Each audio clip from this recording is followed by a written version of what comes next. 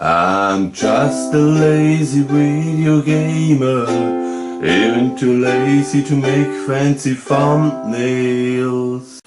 Hello out there in video land, as I promised or as I mentioned, now it comes the Dreamcab for Dummies video. Have fun! So, step number one is of course get a cab. It could be any cab, it works with any cab. It's easy if you can handle a driller. So step number two is also simple. You're having here the upper number. I hold it with two hands, it's a new monitor, so I can't show it with the finger. The upper number. Write this number to a piece of paper. So the next step is what needs a little bit of patience. First, go to eBay, Amazon, an electrician shop where you can order or buy this HDMI converter. Think about what kind of buttons do you want to have, and do you wish to play with analog controllers? I come to that later. The next step is, of course, take your control board away, screw it off,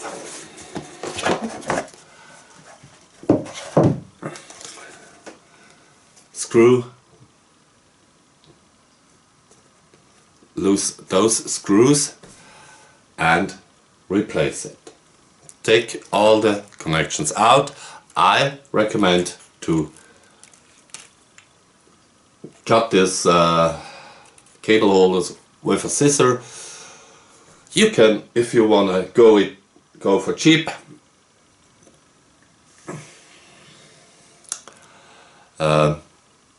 use the original joysticks and buttons, but you will have ordering as well some additional buttons.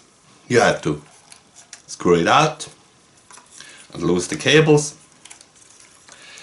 and get rid of start or power on and the volume button as well.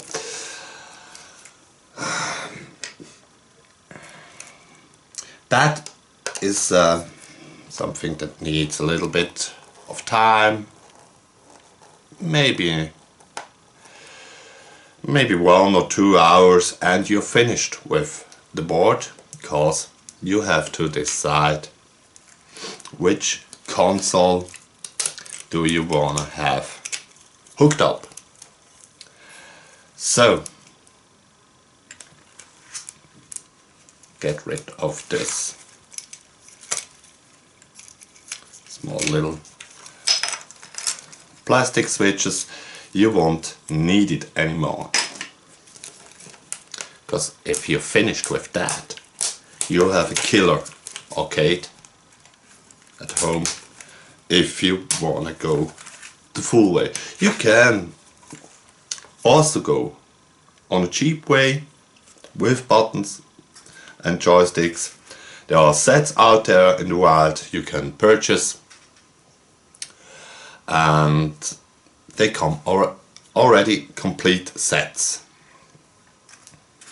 But I show to you my already modded board on the reason if you wanna hook up a Nintendo Switch, a PlayStation 3, PlayStation 4, or in my case a Super Console X. You need some more buttons than just 9. So as I mentioned, I go the full way and I already ordered analog controllers. They cost me 50 bucks. They are expensive out there. They're also playing PlayStation 4. But it comes with, this one comes now with this converter and a lot of cables, so you don't have any problems to hook it up. You can, as I mentioned, use the regular cables who are or buttons who are already detached to a connector, and it comes with that USB cable. This is the limitation. You can't hook up everything you have at home with an USB controller port. PlayStation 3, PlayStation 4, all those mini consoles out there, and this one is for the USB converter. So this one comes then to the console, like I mentioned, the Super Console X or the arcade box. The arcade box is basically the same like the Super Console X. It comes in this case with 30,000 games. I bought me later a Super Console X. Keep that in mind. Costs me with 50,000 games 150 to 200 bucks on Amazon. Guaranteed, delivered. Perfect. I got 2 memory cards now for the Super Console X. One with the 50,000 games on it. It's very common and it's a cool one because it has a lot. It has 2,000 Nintendo DS games on it. And the one model with 100,000 games on it has a lot of Mega CD games on it, but only 500 DS games, and yeah, let me say very many casual games. So I already took out the screws from my already modded board and I show it to you in the camera. As you can see, I can now play various home consoles, actual consoles on the system. The Nintendo Switch has 8 buttons, A, B, X and Y, 2 shoulder buttons, second shoulder buttons. And here is now what makes it special. The start button is for every console the same, but with the modern consoles you need a home button. Also for the Super Console X. And for Sega consoles, or put in credits by the arcade games, you need a select button. I placed it down there. So maybe you see it, I took a regular Model 1 arcade one up to mod first a Street Fighter cab. It has 6 regular buttons already, or buttonholes already there. So I made 1, 2, 3, 4, 5, 6 and 7 holes for each side. I have here zippy joysticks installed. You don't have to do that. I recommend it, but you don't have to do that. You can save some money. If you remember correct, for the 50 bucks for the cab, 200 for the Super Console X, again 50 bucks till, let me say 80 bucks for the analog controllers and the analog USB converters. So this one comes with micro switches, with those little fellows on the top here, and put it on. When you're using regular buttons with like the arcade one-ups. I tried to show it, but it is a little bit a mess here. These are actual Kill Instinct cab buttons. They have already the cables connected. Put it in there. Easy. Some buttons for the pros out there, then you have to, they came without cables, but you remember we got a lot of cables in here. So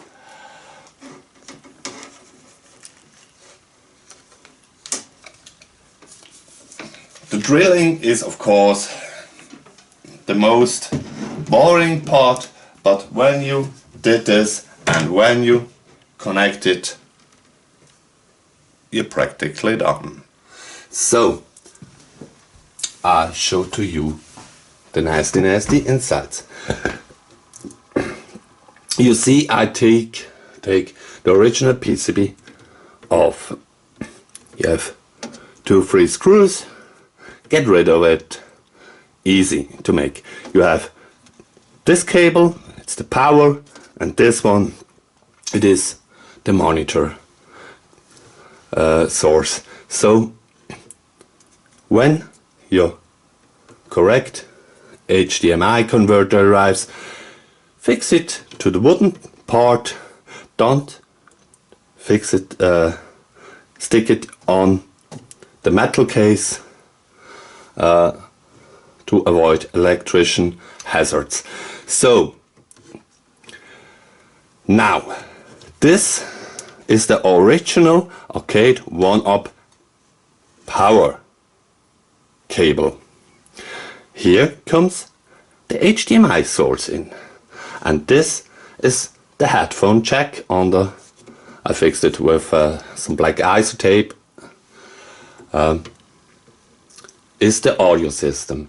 This is a little tear in my eye. You have to use an own audio system. I took my Logitech PlayStation Portable sound system. You can use a Ghetto Blaster, a hi-fi machine, anything who works with a headphone jack. If you have something at home or in the near, you can connect it to your hi-fi system and work with that. The hi-fi system has to having a headphone in who are written on AUX aux. I don't know what that means, but it works with that, or line in. And I recommend to place the system out of the cabin so you can switch the power of the, let me say, the volume of the music of your cab. As you know, I'm a little bit a freak and a geek, so I tried to show you here an HDMI splitter. It's connected to the converter, and here I got 3 HDMI cables. One for the Super Console X, one for my Raspberry Pi, and one for my Switch. So I also placed the hardware outside of the cab to switch between the consoles. I can now play on this cab with 3 different systems. I only have to switch on the outside the USB cables from the control board. As I mentioned, there are so many variations out there: Super Console X, arcade box, Switch, or a Raspberry Pi. It's up to you what you want to hook up. If you only want to hook up one machine, that's fine, works properly and great, and you could placed even the hardware in there. With the Super Console X in the machine I have no troubles, but with the Pi maybe the system crashes and you have to reboot it by a button on the keyboard if you have a variation with a keyboard. So what you also need is of course a power strap, cause you not need or use any longer the arcade one-up. You also need the sound system. If you want to go with a Kinster amp for the sound, you can do that as well, but you also need a power plug for this little machine. So I fire it up and it begins to work. I took one power strap with vertical or no horizontal plugs. On the reason I'm a Sega fan and I use this for the Mega CD 32X combos as well. So, as I mentioned, place the sound system outside or the Pi. You can change the volume easy and from game to game. With such a device like the Super Console X, you got so many games on it, you don't need another cabin. And the Super Console X, even the 50,000 games version, comes with so many cool games on it. This is now the 110 version. I'm not special have a favorite on those both machines, because on one hand the 100,000 games version has a lot of Sega CD games on it, and the one with 50,000 games have a lot of DS games, inclusive Ridge Racer DS, who works fine. Not like the crappy emulation of N64 on it. But I want to just show one game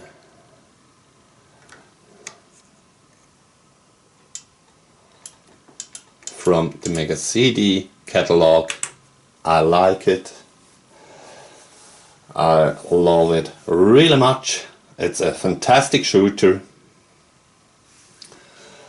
and works properly. So a little insider trip, push home, and you figure it out which button that was. It was I guess the X button to open up this menu on the Super Console X. Go to settings, video, scaling, change the aspect ratio, get out with B and get in the game, and you have the game, the monitor, the full size. So yeah, as I mentioned, 450 bucks costs a cab new. 200 a clone console system like the Super Console X with a lot of games via Amazon, you buy 650 bucks. You have to buy a monitor converter, costs around 20 to 30 bucks. We're now by 680 bucks. Additional buttons, maybe 50 bucks to the tops to the top, so we are close to 720, and the analog controllers were in the range of 800 bucks.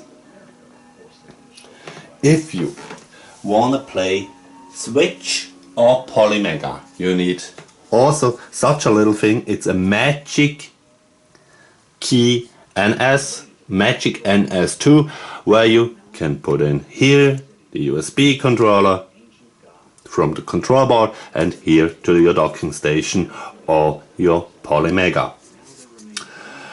You have here a switch to go through the control types to the controllers, and it will recognize it and works fine. The Super Console X works perfect with every console in the 60-bit era, so some games later, some systems later, will have some issues. The Dreamcast emulation isn't perfect, and 64 is barely crap.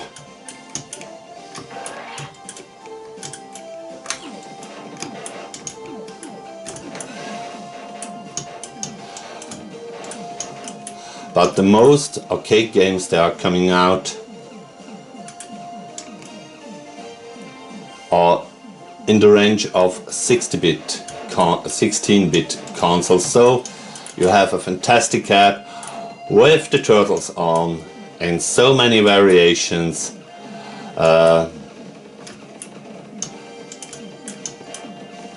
You barely can't imagine. I'll show it to you. I just want to show you as well. You maybe know that even today for the Sega Saturn or Sega Dreamcast are some HDMI monitor converters out there, and the problem is to get the USB controller connected to your console. Here's a little funny thing. It's called a Brook Wingman. It came with the Saturn controller port and plug, and with a Dreamcast plug, and here you plug in your USB controller. It's an additional financial cost, but I will do a cab only for Sega Saturn and Dreamcast like I did it here. Not so much buttons, of course, because in that case I don't need a home button. I only need a stop button, and I'll do it two sides different.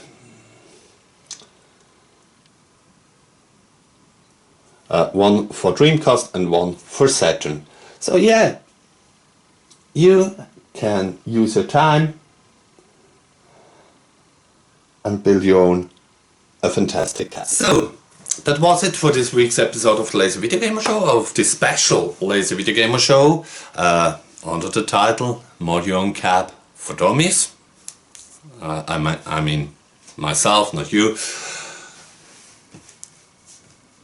If you have a cab, just taking steps in a resume. First, you have to have a cab. Second, you have to open or take a look at the serial number of the monitor. The third one is, of course, buying the ports, like the HDMI converter for the monitor, USB controllers and analog controllers, additional buttons for your system. Then make some holes, drill some holes and put the board together. If you go with original buttons or even Sanwa buttons, you can put this black plastic case back on if you like. When you checked up all functions of your systems, I recommend that. as a last step, because maybe you want to change the button layout. Of course, you have to, the hardest decision is to decide which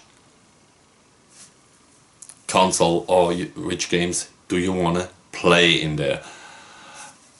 Saturn, Dreamcast, PlayStation 3, PlayStation 4, a Switch, Super Console X, Pi. There are so many variations and opportunities out there, and you go for nowadays the regular price of a new arcade one-up machine for this, let me say, older machine, or price worth your machine, and the additional parts is in the same price range. If you wanna put on a decor by yourself, a customized decor like a Killer Instinct, like a Wrestlefest, like name it, you find it. But that, of course, brings you additional costs, but looks great. I hope you have fun with modding your cab, and you see me soon. Have a fantastic time. Thanks for your time, and welcome to the next level. And don't forget, the modding is never over.